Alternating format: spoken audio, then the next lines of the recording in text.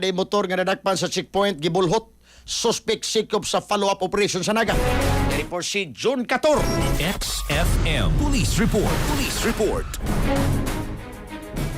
Nadakpan sa follow-up operation sa kapulisan sa Dakbayan sa Naga. Kining 40 anyos nga laki human kini giigog mibulhot ni sa motor human ni paraha. Gawa din ni rehistro sa atol sa checkpoint operation nga gihimo sa kapulisan sa National Highway sa Barangay Inuburan. Dakbayan sa Naga kagahapon ni sa hapon ang gining nadakpan giila nga si Mike Sino Alindahaw 40 anyos residente ni sa Barangay Lawaan 1 Dakbayan sa Talisay siya nagatubang karon og kaso kining kalapasan section 56 sa RA 4136 o kaning Land Transportation and Traffic Code o kaning Article 151 revised Penal Code sumapa sa report sa City of Naga Police Station na Sairan nga kagahapon sa alas 2 sa hapon nagpahikayon og checkpoint ang mga personnel sa kapulisan dito sa maog highway na stop kini si Alindahaw samtang nagsakay ni siyang XRM nga motor alag sa verification na Sairan sa mga pulis nga expired ay ang rehistro nini nga motorsiklo hinungdan nga giisyuhan ni siya og citation ticket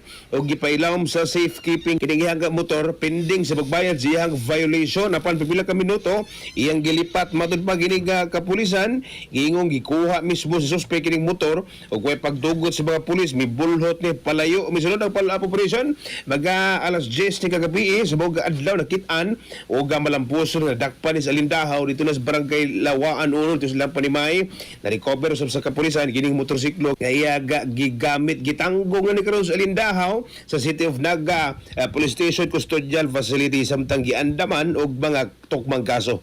Mga katropa, yung kalimot pagtumarog sa Anton Vitamin C ang alkaline ng Vitamin C. Alang sa nag-iusang Pilipino para sa Pilipinas, inyong katropa, June Catorex of XFM Report.